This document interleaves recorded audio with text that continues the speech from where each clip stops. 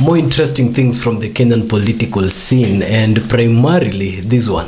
Rigathi Gachagua, the former deputy president of the Republic of Kenya, who is in his door-to-door movement in Iebc North to secure that will for the united opposition, has yet again done the unthinkable. Rigathi Gachagua's political mileage is actually very strange, interesting and unique. He's the only gentleman in the Kenyan political scene that does the unthinkable. And this time he has walked into Ruku'S home and taken tea with Ruku'S mother while Ruku was busy destroying Gachagua's image in national television.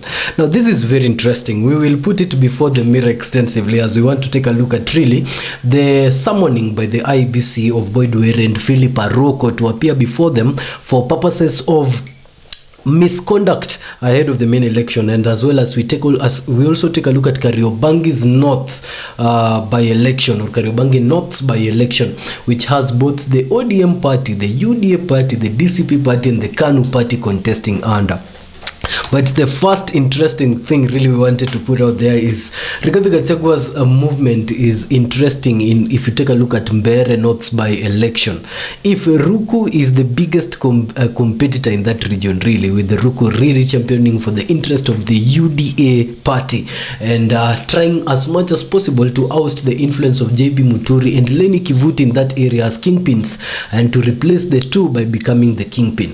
Ruku was in a national television just saying how Rigathi Gachagua does not have influence in the area, and as a result did not front a DCP party candidate in that area because of his lack of influence. But in the very interview where the interviewer kept reminding Ruku that the DP arrangement, or the arrangement of the united opposition to front a DP candidate in Iebc North was a joint thing that was not worthy of discussing.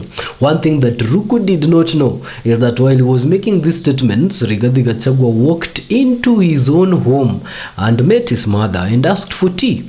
And so while Ruku was making the statements on TV, Rigathi was having tea at Ruku'S home.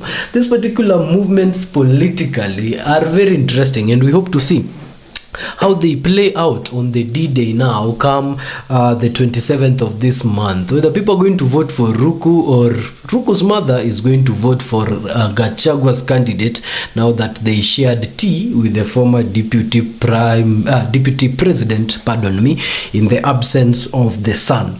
But let's put before the mirror, and if you're joining this the People's Mirror for the first time, please just hit the subscribe button. We are fairly a small channel that is affiliated to the Civic Lens KE, and your contribution in our growth is something that we really do take personally, and we do appreciate.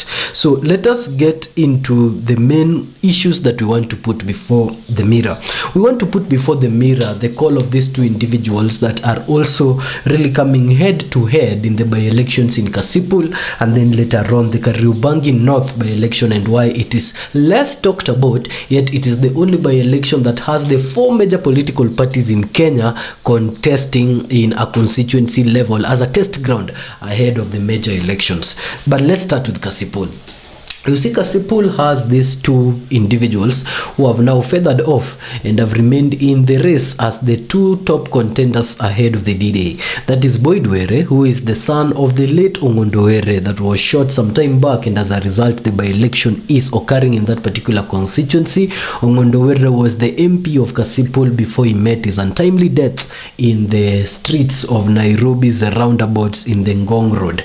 Now there is also a gentleman called Aroko Philip, who prior to the demise of Ongondowere was the biggest fierce contender and competitor of Ongondowere in this particular constituency, and who even sometime was accused of actually having a hand in the demise of the late member of parliament, but has since turned out to be a state witness, and as a result has been cleared by the Iebc to contest for that particular seat.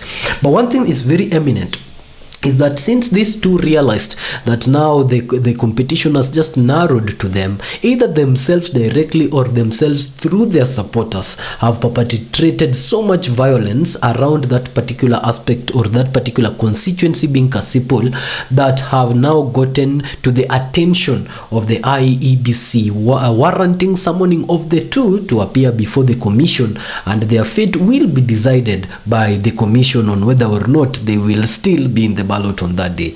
But now let's start from the beginning. You see, Boydwere is very young. and he has the full support of the ODM party, to the extent that the deputy president Kindiki Kithure himself went to Casipul to campaign for Boyd Were. Of course, a campaign that was later attacked by the ODM party members who felt like Kindiki used that platform to push for two-term ideologies instead of campaigning for Boyd Were. But that notwithstanding, this particular young man is the direct hire of the late Ongondo Were, and so he feels like it is his time to walk into his father's shoes and fill the void that his father has left, not only within the family structure but within the community structure of Casipul. He has supporters that way from the normal supporters of Casipul to the county governor, who also has a lot of interest in this area, considering the fact that Casipul is a hugely populous area in the Homa Bay County voter block that will determine largely who becomes the governor of this particular county in 2027. So the close relation of both Boyd Were to the party, which is a national party, the ODM party, and also his close relations to the governor of Homa Bay County, being Honorable Gladys Wanga, plays a very key interest on his support base when you take a look at Casipul's by-elections and campaigns ahead of that by-election. Then walks in Philip Aroko, the people's darling that has been in this race for quite some time and did not win against Ongondo Were. But now that Ongondo Were is no longer in the picture, Mr. Philip Aroko feels like there is no one else who is standing on his way to this victory. As a result, his supporters also feel like there is no one who should stand in their way to this victory. Mr. Philip Aroko is said not to be having good relationships with the county governor, and so as a result of that, he is facing a lot of resistance from the county itself, noting that this is the very governor that had said that if you elect a member of parliament that is not in good terms with her or with the president, then your area is doomed. So the people of Casipul are yet to decide whether they want to rally behind Aroko and have a doomed future, according to the statements of the governor, and properly put in quotes here, the people's mirror, or they want to rally behind Boyd Were and go on with the Ongondo legacy if Ongondo by any chance had an untimely death before delivering on his promises. While this is happening, these supporters are not taking it lightly against each other. It's gotten to the point that two people had previously, been killed in one particular rally, and both Ongondo's son Boyd Were and Casipul's darling Aroko made public statements on that particular killing. But then hatching with pangas and a lot of attacks are still going on in Casipul, just between these two fronts. As a result, the DCI stormed into the homes of Boyd Were recently and found so much resistance coming from the youth who had crude weapons. So the officers did not make any arrest but left the home injured from the youths who had crude weapons, trying to defend their particular leader, Mr. Boyd Were, from facing any arrests now that it is very, very sensitive ahead of the D-Day, leaving less than 10 days to that particular by-election. On the other hand, Aroko is also being blamed to be championing this particular goonship in Casipul that sees the life of other people being lost and other people being injured in this particular race towards the D-Day. But Aroko has maintained that he does not intend to do anything that is not within the law to secure that position. He has even promised that should Boyd Were defeat him, then he is willing to raise Boyd's hand and declare him as the winner. So now the Iebc has summoned both of them. That the DCI did not arrest them. The Iebc has summoned both of them to appear before the Iebc today, and the Iebc will determine whether or not they have direct involvement in the violence that has been occasioned in Casipul, and whether or not as a result of their direct involvement or lack of it, they will still be in the ballot on the D-Day. While all this is happening, the interest of the party is focused on that area. The interest of the national government is also focused in that area, and the interest of the ODM at large is focused on that area. But the people of Casipul, for a first time, have a game of choice between choosing the party that has historically dominated this area or choosing an individual that they feel fit to lead them moving forward without the party in this area. And of course, you see, these are things that you cannot take for granted now that the ODM party is also still having its internal fights, and the overall control of the party is also still being contested by none other than the daughter of the former leader of this particular party, Honorable Winnie Odinga. The infights within the ODM party puts Casipul, puts Kariobangi North by-elections, puts Ugunja and Magarini by-elections, where the ODM party is fronting candidates at stake, because their unity means a lot for the success of these 4 by-elections, and their disunity also means a lot for the success or otherwise of these 4 by-elections. So we hope to see what will come out of the Iebc summoning, or whether or not these 2 individuals will still be allowed to be on the race, and if so, who will be blamed for what violence. But whatever is important is that here at the People's Mirror, we are keeping our mirror steady at Casipul for any new development worth your consumption between now and the D-Day, until the winner will be declared in that particular area. We will keep you updated if anything worthy arises out of the campaigns that are leading to the major by-elections. But ladies and gentlemen, away from Casipul, we have just said briefly that there are 3 other places where the ODM party, while surviving and mourning its leader, still is expected to deliver a win, and that is in Ugunja by-elections, in Magarini by-elections, and in Kariobangi North. But for this particular episode, let's put our focus in Kariobangi North. See, it's interesting that Kariobangi North by-election is a least talked about by-election, yet it is the by-election that has all the 4 parties that are now the dominant parties in the country meeting together to square it out. From the KANU branch, KANU is the oldest party in parliament now, the oldest party in parliament, the Kenya African National Union Party.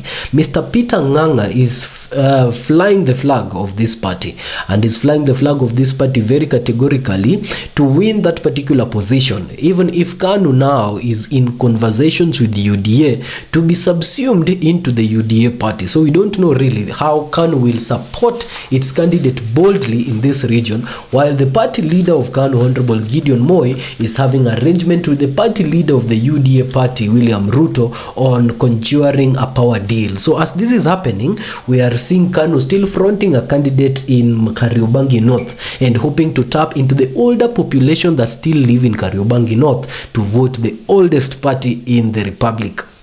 Then the second oldest party, the ODM party, is fronting Mr. Michael Ouma Majua.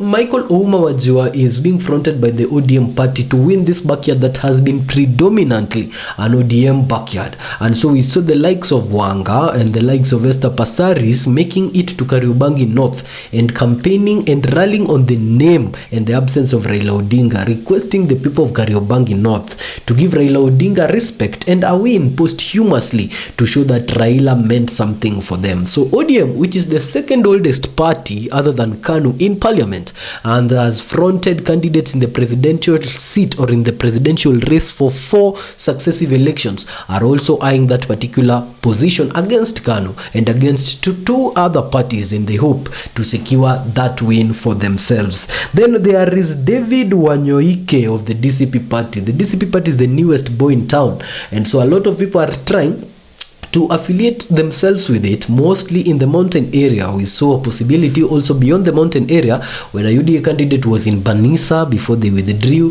A UDA candidate was also in Malava before they withdrew. And this UDA candidate in Kariobangi North has not withdrawn. And whereas the master is busy visiting Ruku'S mother and having tea with the Ruku'S mother in Beere North, this particular servant is left lonely in the city to carry the flag of the party and to deliver a win to the master in absentia. This actually has had conversations going on really the major priority of Rigathi Gachagua being the mountain, to the extent of supporting a Democratic Party leader when he has no party and putting a 10-day camp and leaving his own party candidate fighting 4 other senior political parties in Kenya in Nairobi with no one to assist him. But we hope that if they win both, then that will look good for their party. Of course, there's the UDA party that is the ruling party right now, and the UDA party is also looking at this area focused to deliver this win within Nairobi, because the governor of Nairobi right now is also still under the UDA party ticket. So interests are heavy in Kariobangi North, and we'll keep our lenses in Kariobangi North to see whether it's going to be Peter Ng'ang'a of KANU, David Wanyoike of DCP, Julius Njoka of UDA, or it's going to be Michael Ouma Majua of the ODM party, now that the ODM party have been seen in that area campaigning for him. That is our recap of Casipul and Kariobangi North for today.